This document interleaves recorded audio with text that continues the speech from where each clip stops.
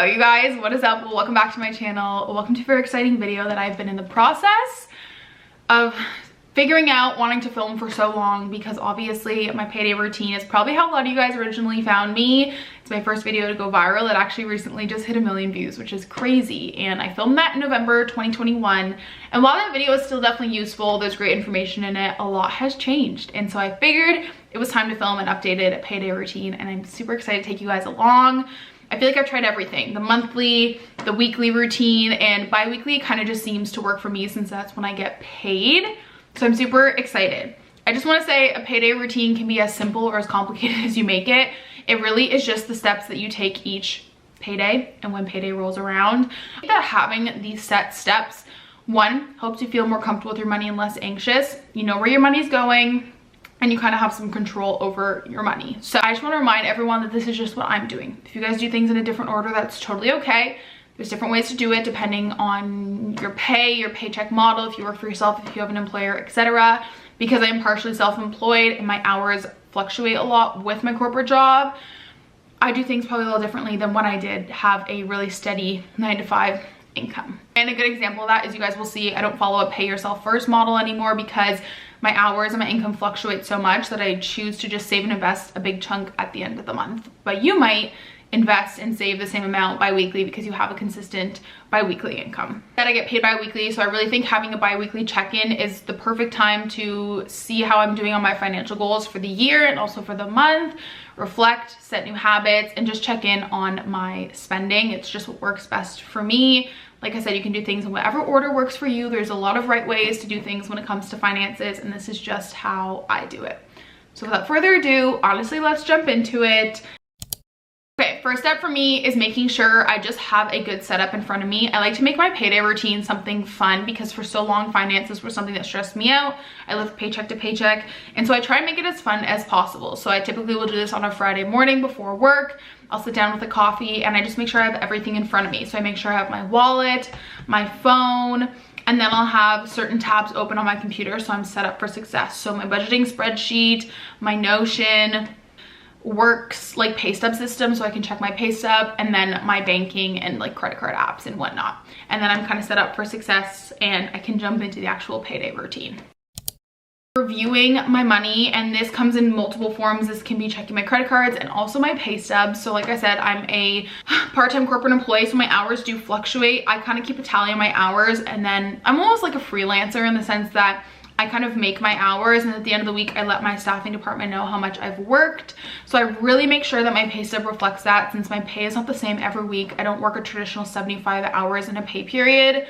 There have been times where I've forgotten to let them know that I've worked an extra day, and so I think it's really important to review your pay stub. I mean, even if you are like a 75-hour 9-to-5 employee, because sometimes, you know, things can get miscommunicated, and I really like to make sure that my pay stub lines up with the hours that I've worked, and then also that my pay stub lines up with what's in my bank account. So then the next step is looking and seeing what's in my bank account and making sure I got the proper pay and everything is good there. I try and honestly keep this as simple as possible, because when I get really complex and have a million steps in my routine, it's when I fall off. I'm very much a simple person. So once I've kind of looked to make sure that my paychecks are good and okay, and you guys will see that each step of my payday routine kind of flows into the next. So I review my credit card, and then I put the credit card in my spending spreadsheet, and then I pay the credit card off. They all kind of funnel into each other. I just quickly scan that, make sure that it wasn't used for fraud. Like my Amex was used for like $900 in Uber Eats the other week. So I try and catch those things as soon as possible, and really check for like micro bills specifically, which is like subscriptions and apps. I love trying new apps out. I love trying like 7 to 14 day free trials, but then I forget to cancel them. So I use this as an opportunity to just kind of scan through my credit card, see if there's anything that sticks out that I need to cancel, or just make sure that like all of my bills and all the payments I've made are of course mine and not fraudulent charges. Step is updating my budget spreadsheet. I will link the spreadsheet that I use down below. I've used it for over a year now. I really, really love it. So this is when I will input those paycheck numbers that we had in step 1. And then I will also take that credit card, which we will have open, right? Because we just checked our credit card spending. And I'll break down all of those transactions and put them in my budget spreadsheet. It's probably the most time consuming part of my payday routine, so I will just spend, I mean, I guess it depends how much I've spent on my credit card putting through all those transactions in. So a good time too to see what bills are coming out and just kind of familiarize yourself with kind of your next steps, right?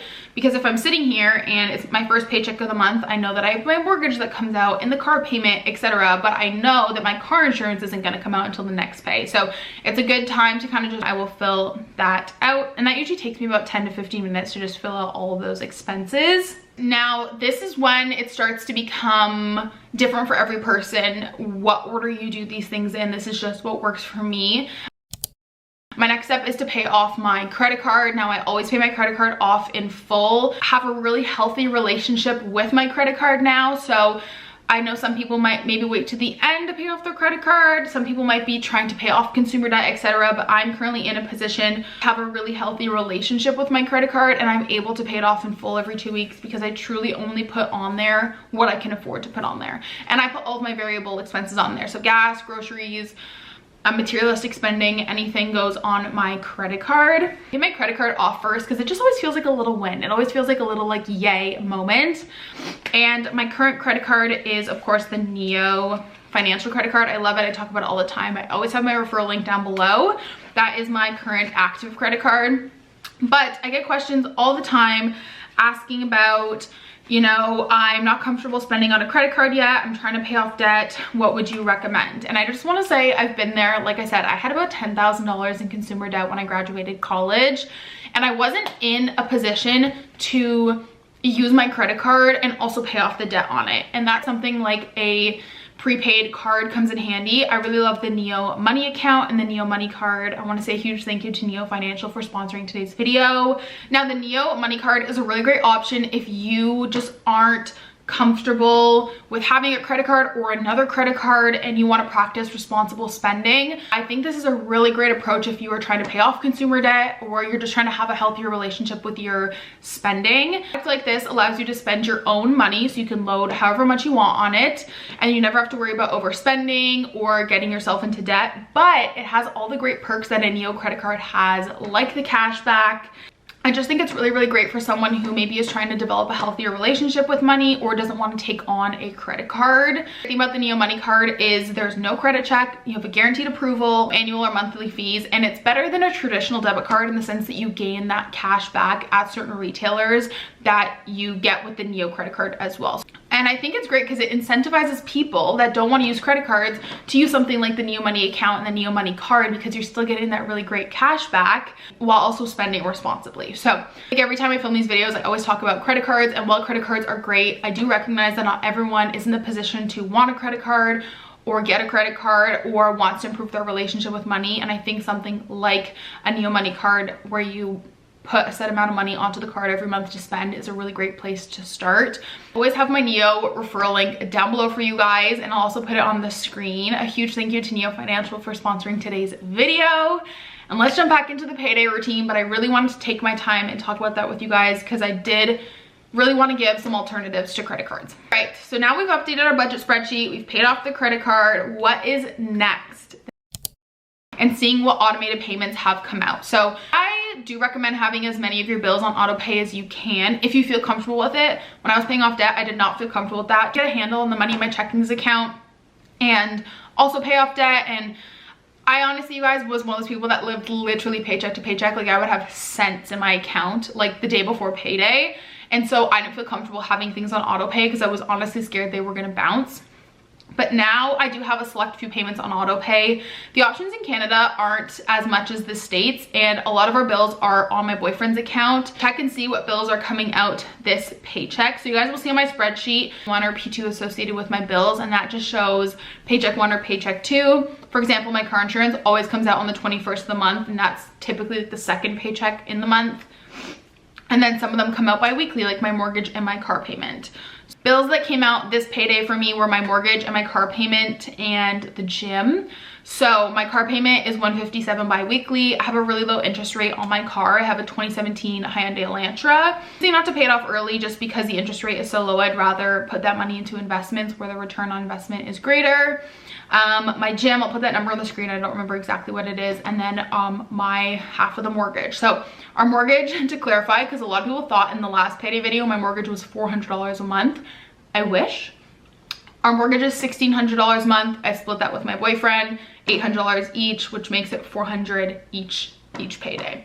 So those are my bills that came out of my account, and I just make sure that I have enough money in that account to cover it. The mortgage, I send my boyfriend an e-transfer, so I don't have to worry about that coming out of my account. And then my car payment comes out on payday. This is a really big tip I have too, is if you can pick the day that your payments come out, I always suggest doing it on payday because you know that you're gonna have the money in there. So most of my bills come out on payday. I've set it up to come out like every second Friday or the third or fourth Friday in the month. Big tip that helped me a lot.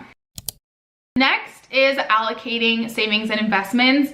Now it's really hard for me to have auto savings or auto investments because my pay fluctuates so much. So I have a few tips for you guys. If you're like me and you're partially a freelancer or self-employed, or your pay just fluctuates a ton, I do recommend having savings or investments on auto pay, whatever you call that, and have it just be a really low amount. And then what I do is at the end of the month or every 2 weeks, when I notice I have some additional money in my account, I will throw that into my savings and investments. So for example, on payday, $50 comes out of my account for my RRSP and $50 comes out for my TFSA. If you guys watch my monthly reset videos, you would know that I do tend to save more than that, but that's just a really comfortable and safe number to invest every 2 weeks because my pay fluctuates so much. So typically at the end of the month, I'll see how much money is left in my business account, and if I have an influx, I will pay myself a dividend and save and invest that money. If you have a traditional 9-to-5 with, you know, very dependable income, your auto saving and investment might be higher. It might be $200, it might be $100 every 2 weeks. It just depends on the situation. I also just want to say that it's completely normal for some months to save more than others and to not save at all some months and to save a little bit. Not every month is going to be the exact same. Life happens, shit happens. Now this is a good time to check in on your money goals, whether they're monthly, yearly, or long term. And you should always have a goal. You should always have something you're working towards, whether it's paying off debt, investing, or saving. For example, I have a fully funded emergency fund. We're not actively saving for any short-term savings right now. And so my priority right now is investing. But I do think having an emergency fund should be your top priority. And then, you know, you can decide if it's paying off debt, saving for a wedding, saving for a down payment on a house, etc. I do think as a society, we overthink saving, and it's very simple. I always get asked, how do you know how much to save? How did you know how much to save for the house? Blah, blah, blah, blah. Goal divided by how long you have to achieve it, and that's how much you need to save either bi-weekly or monthly. This is also when I take the time to see how I'm progressing towards those goals. So you guys will know one of our only financial goals for this year, or for me at least, is to invest $10,000. And so this is when I will kind of take the time and see where I'm at. And if I'm a little bit behind, I'll see if maybe I can invest a little bit more this month, or if I'm ahead, maybe this is a good month for me to kind of allocate that money elsewhere. Check off tracker in my bullet journal. So I'll just kind of take that out, see where I'm at, check my investment accounts. You can do this if you're saving for an emergency fund or a wedding. See where you are, track your progress somehow.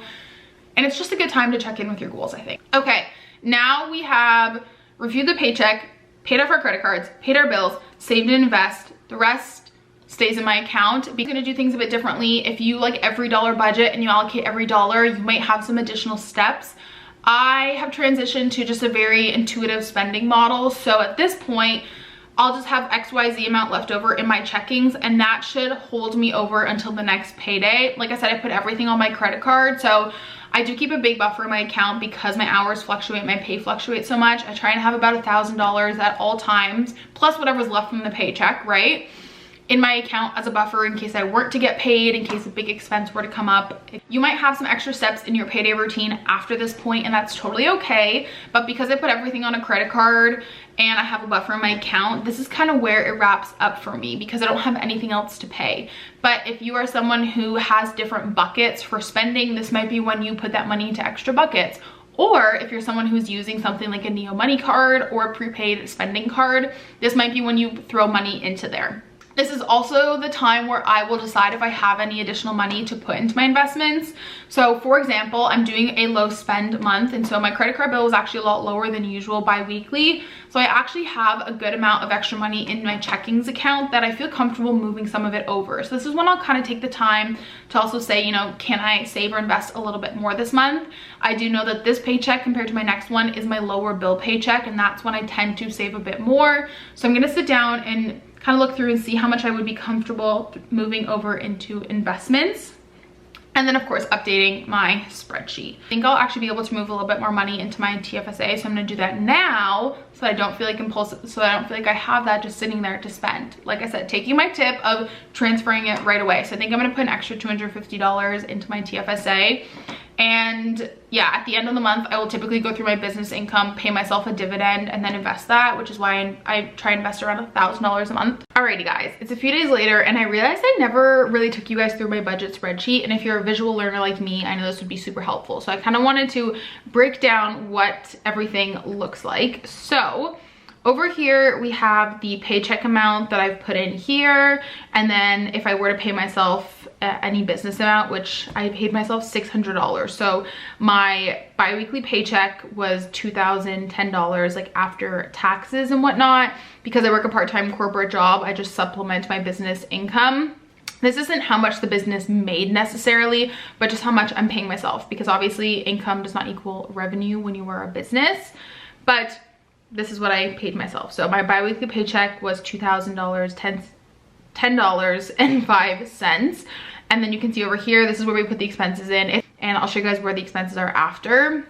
And then this is what I was talking about in the video where I have like P1, P2, which just means paycheck 1, paycheck 2. And then these are my bills every month. So my bills every month pretty much always equal around $1,800. And this pay, for example, I paid my mortgage. I didn't pay condo fees. I did pay my gym that comes out bi-weekly. I did pay my car, which comes out bi-weekly. I didn't pay car insurance. And I did pay my Kindle Unlimited membership. So my bills for this pay were $609. And this budget spreadsheet is great because it breaks it down all for you right here. So you can see income minus expenses minus bills. Next we go down, and I know that every 2 weeks I automatically save $50. Okay, so that leaves us with $971. And then down here is where I just put in all of my transactions for the month.